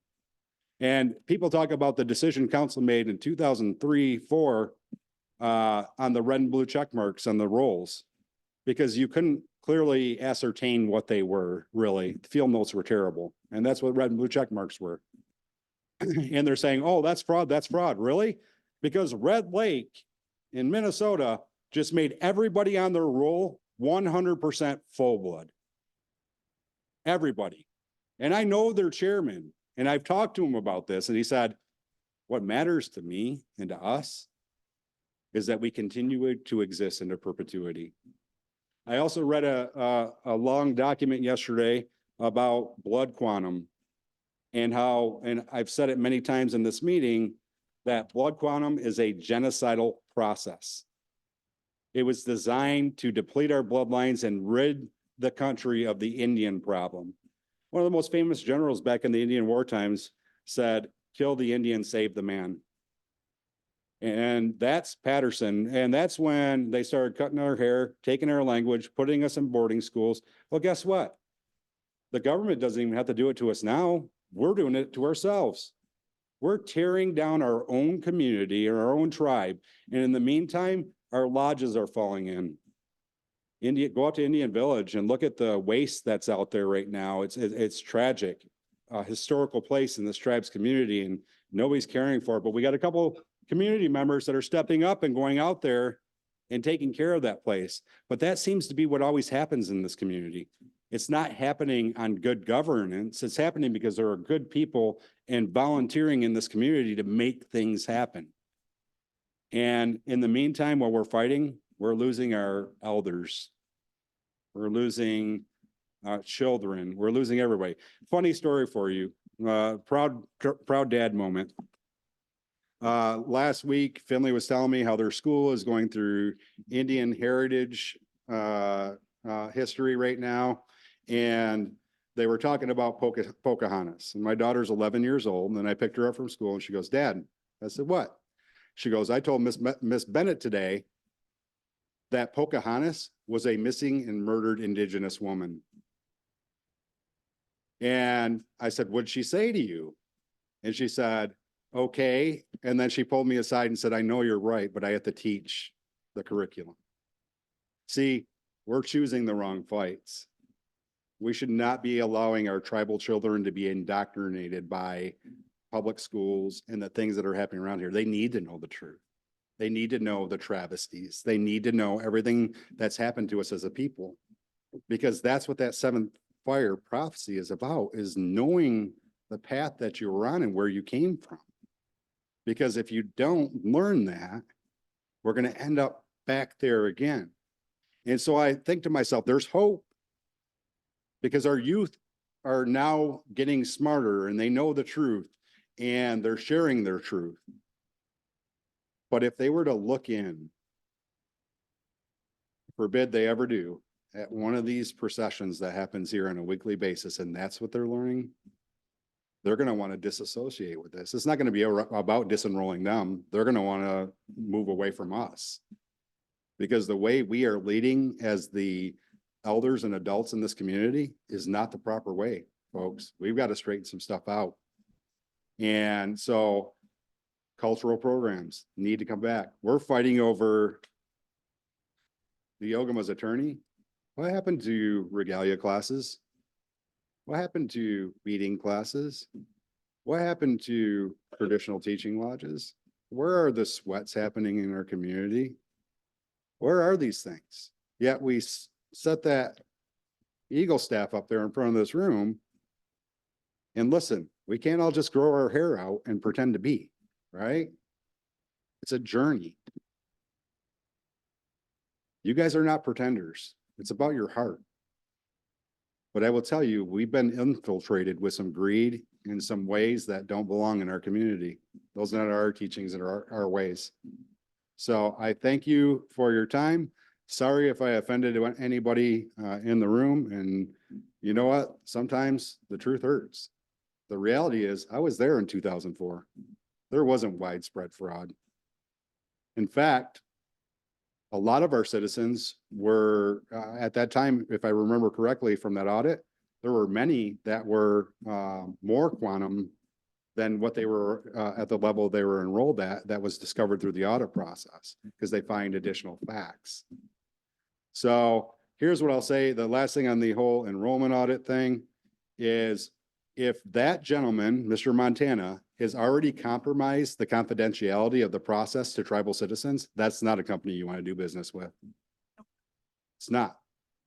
It's not trustworthy, and it tells me that the intent isn't a good intention. If he already has preconceived notions about our enrollment, and I don't know whether he does or he does not, but if he does, and it sounds like he does the way he's pushing for this to happen, tells me that's not a company that's reputable or one that we want to work with. Go out and find somebody that cares about Indigenous people and the preservation of history and culture, that's doing it for the right reasons if you're going to do it. But I would say this: if you're an 80-20 member, go to courts. You've already been verified by the BIA. You want to shut it down, shut it down.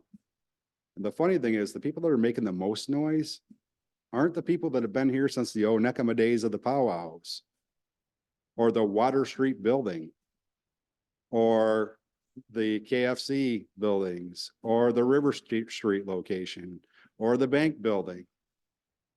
I would ask you this: how many of the people that are making the noise right now accepted payouts from Gun Lake, or Grand River, and then left and showed up on our roll? You want to square this up once and for all? Pay us back our 80-20 money, or make everybody else contribute the same. Because if we're talking fairness and reciprocity, That's the way it should be. Because the fact is, had we had not voted to give up that 80% of that money that could have came to us, that building wouldn't be sitting across the road right now. We wouldn't be having this fight. We'd still be living on grants and government cheese. And don't get me wrong, I love me some government cheese. If anybody has some they want to share, hit a brother up. Yeah.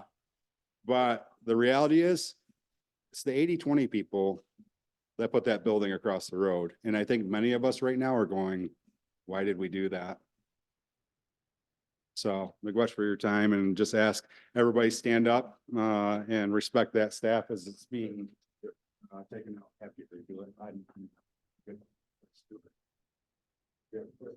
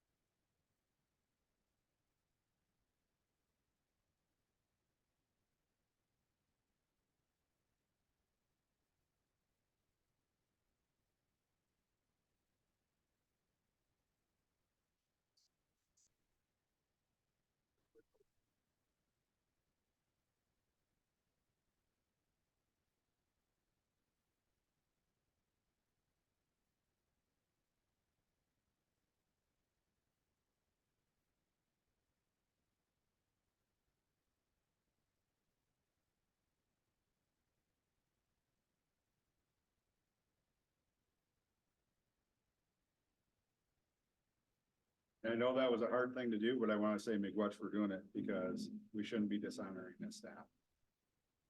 So these are hard times for our people. We need a traditional healer to come into this community. We need some of our veteran warriors to step up to be sergeant's arms in this meeting setting to protect the women and the members that are being abused verbally by folks. Those types of things should not be happening anywhere where our culture exists. And it's time to We can't hear Izzy.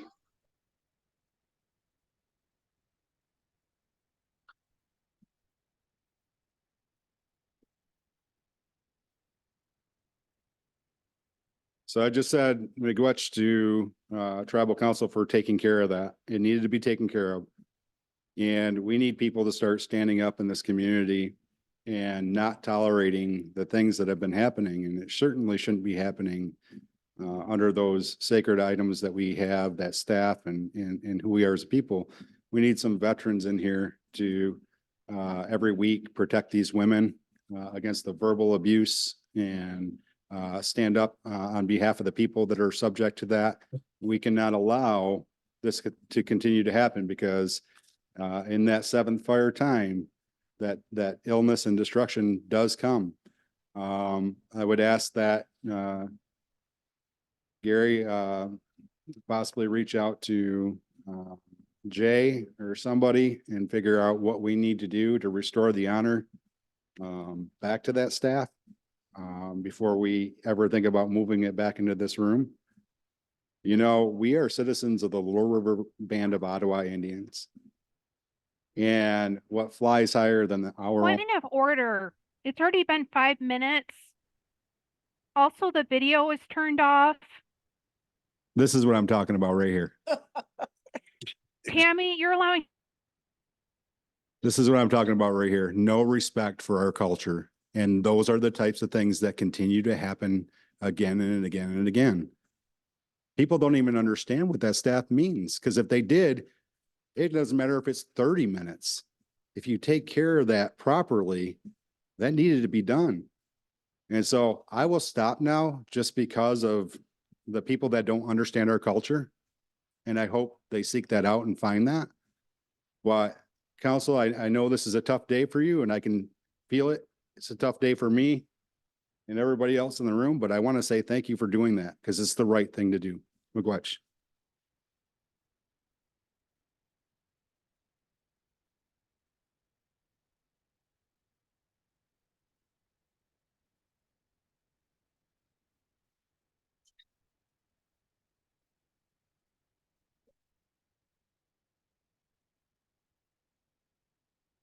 Shirley, Counselor Weaver, you were next in the queue. I just want to say that Julie, Ron, Al, and Shannon, every week I would hear, they are here for the members. They're doing this for the members. It's not them, it's the members, the members. That's all I hear in my head. They are here for the members. Well, you touched, Lee, I want to tell you, you're right. You know, there is nothing on our agenda about the enrollment. But do you know what's on there? They're against Ludington's property. They do not want us members to have, excuse me. They don't want the members to have that. They don't like anything that the Ogama brings forward. And they know if they were here to make quorum, there would be 5 votes for that property. And there probably would be 5 votes for something that should have been passed months ago with Dennis Swain. So I just want to say that this is not just about the enrollment. There's a vendetta or whatever you call it against Ogama. I know Julie was fired years ago. She's against him. Shannon lost the election for Ogama. He's against him. And the other 2 follow. And they're upset that there are 5 here on this council that are mostly for what is on this agenda every week. We approve that, and that is for the members. I mean, that property in Ludington, you can buy a dumpy house that they have listed for $230,000, and it's not even on the water. And they're only asking, and the mayor or the supervisor of Ludington, but I hope we can get that. That's all I can say, and that's the reason why I think they're not here. They do not want anything to get passed. It's not about the enrollment. And in the enrollment, like you say, this Montana talked to members. It's just like Washington. It's corrupt and it's tainted. We need to find another new one. Thank you. Thank you. Janine, you were next in the queue. Go ahead, please. Miigwech again. Just a couple things, because I was listening to what Stacy Cheney was saying, and I agree that there's things that can be done internally. I went through while everybody was talking, and in August of 2005, the enrollment, I mean, you can see all the reports of the Enrollment Commission, 2004, 2003, all the way through. But in 2005, there was 1,545 audits completed on records. It's noted in their report. In September of the same year, they're reporting that there was 3,277 tribal citizens. And during that same month, they acted on 292 audit findings. And so when we look at the history, because when people were saying a 2004 audit, I'm sitting here thinking to myself, I was on council with Israel too. He's younger than me, so I probably don't remember facts or the issues as well as he does, but I'm trying to figure out what 2004 audit they're talking about, and the results of it, because there were several instances throughout time, like he was saying about, different clauses of the red and blue check marks and different findings on the field notes. And so we did attempt to standardize those things through the ordinance, but the one, I'm going to read from the Law and Order Criminal Offenses Ordinance, because this is where I think we are. Article 12 is obstruction of tribal administration and related offenses. An abuse of office is 1201. A person commits the offense of abuse of office if he intentionally acts or purports to act in an official capacity, including willful failure to act, so as to obtain any personal or pecuniary benefit, gain, advantage, or privilege to which they are not entitled in the performance of their official duties. So if you're saying, and people have said, that council members have stated they're going to willfully fail to act until they get their personal opinion satisfied with 100% audit, I'm pretty sure that's violation 1201.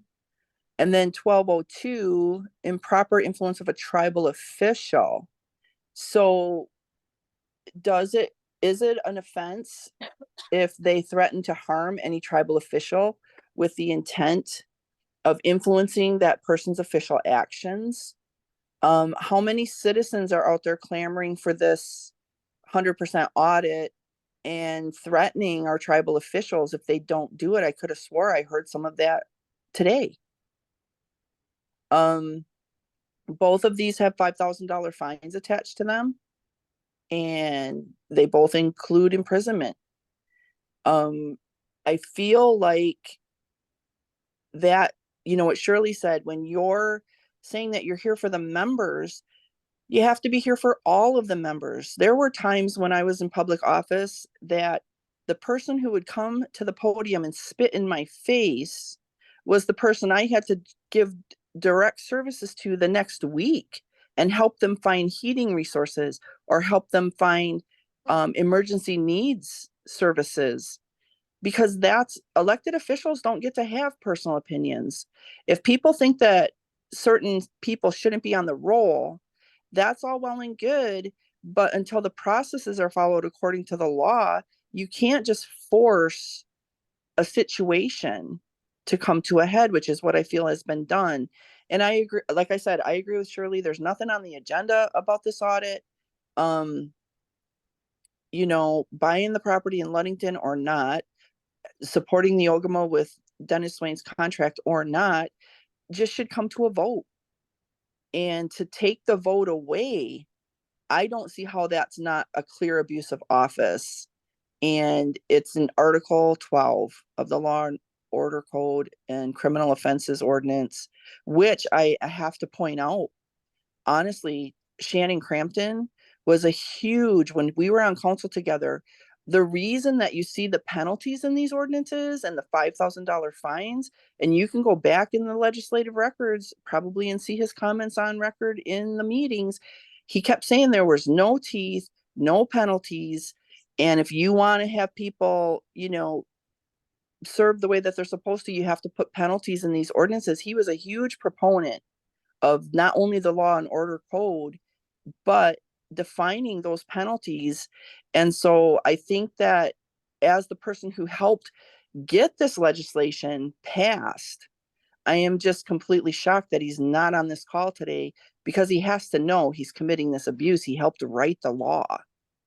He was one of the main components of getting this law passed and amended over time. So there can be no excuses if he's one of the people involved in this, because he was instrumental. Go back and check the legislative history.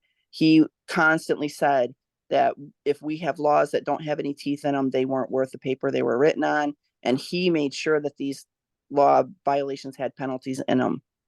And so I think that the tribal council has no choice but to put that obstruction claim together and forward it to the prosecutor, because you guys have a responsibility to uphold the laws of the tribe and the constitution of the tribe as well. Thank you. Thank you. Next in queue, Counselor Silvas, did you want to say something? Yeah, I did. We didn't have quorum last week. We didn't have quorum this week, but I would like to still give an update for when I went out to Washington, DC a couple of weeks ago. What an exciting and informative week it was in Washington, DC. I had no idea before I left that I would be speaking on the Hill the same day as the State of the Union address. What an honor it was to represent Little River Band during Mast Impact Week. There were discussions with numerous senators over the tribes needing additional grant dollars for housing behavioral health, preservation, education, and training programs, just to name a few.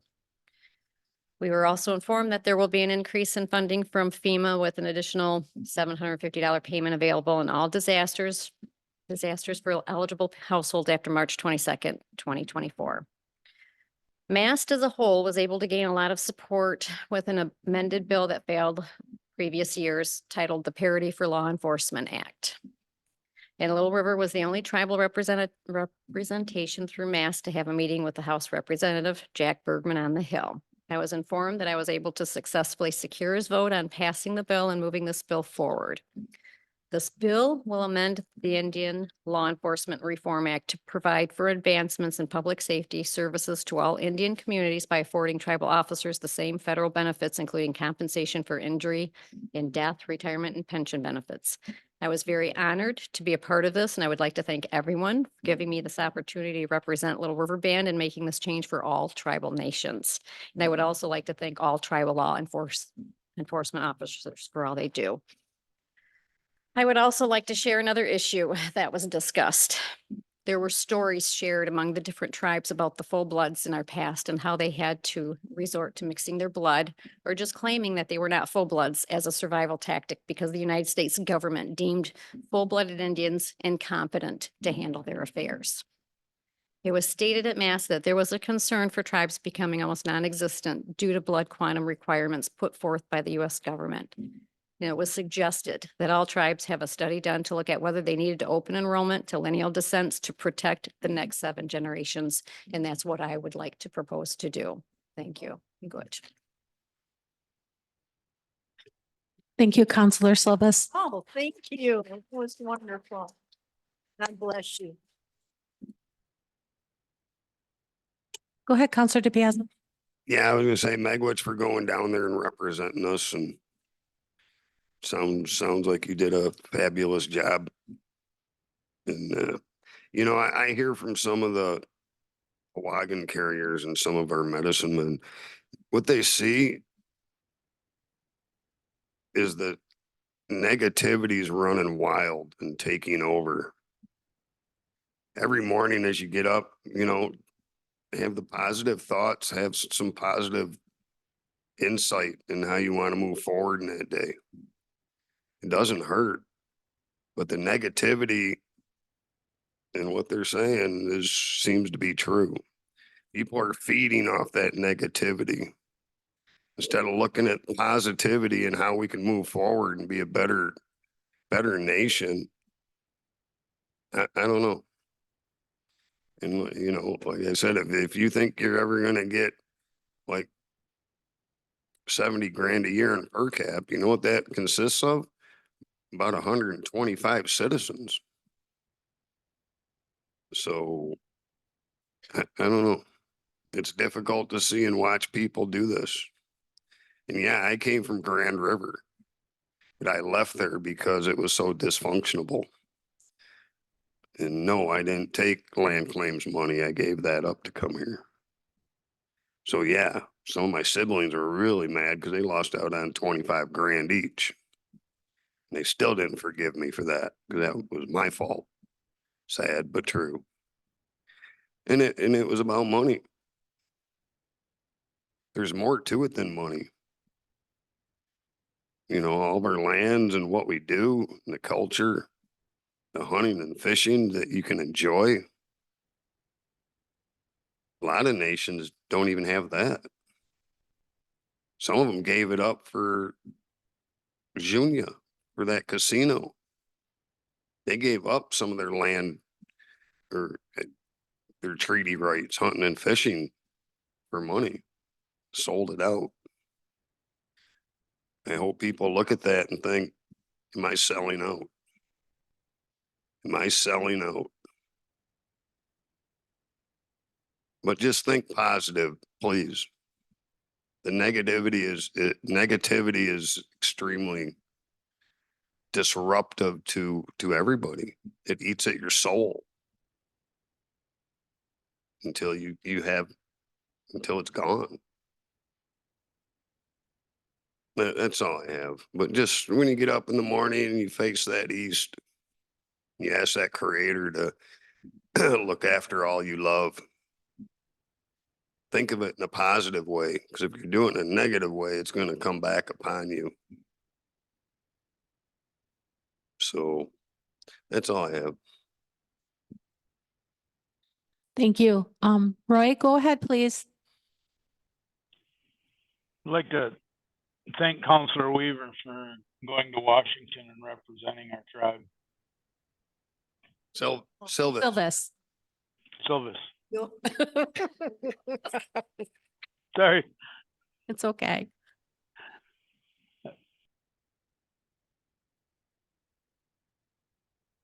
Tammy, this is Sandy. Go Can I ahead, be put in the Sandy. queue? Am I the last one in the queue? Yes. Okay. This has been really good, and it's really been hard for me over the last months and months, because I do cry a lot, and it's sad because I hurt for the tribe. I truly do. I truly do. Lee, great words. Israel, wise words. Misty, thank you for representing the tribe and for your statement about if they, were really for the members, and you didn't put it that way, that they should have been there today. And Speaker, I commend you for allowing this today.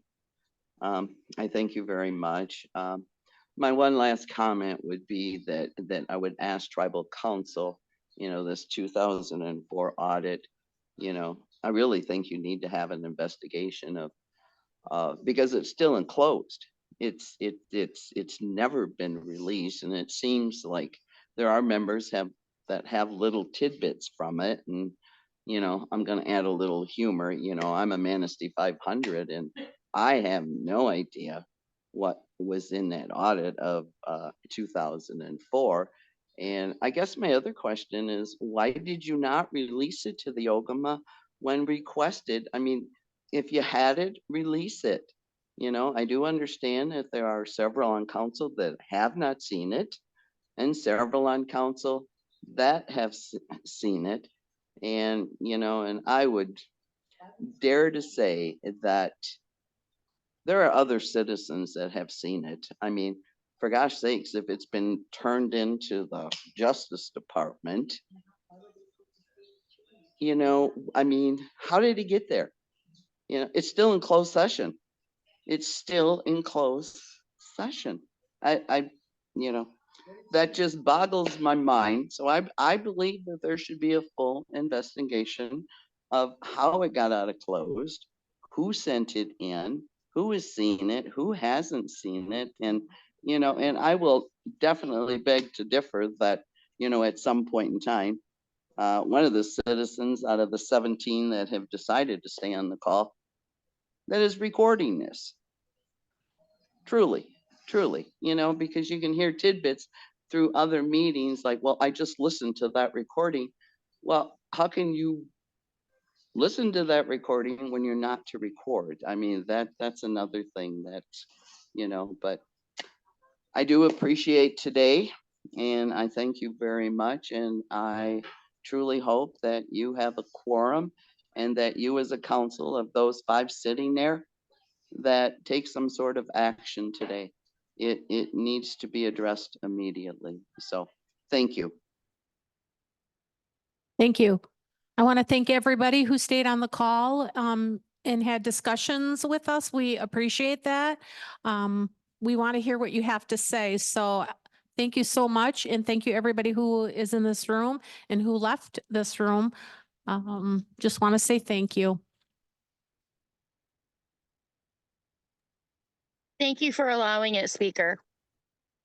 You're welcome, Laura.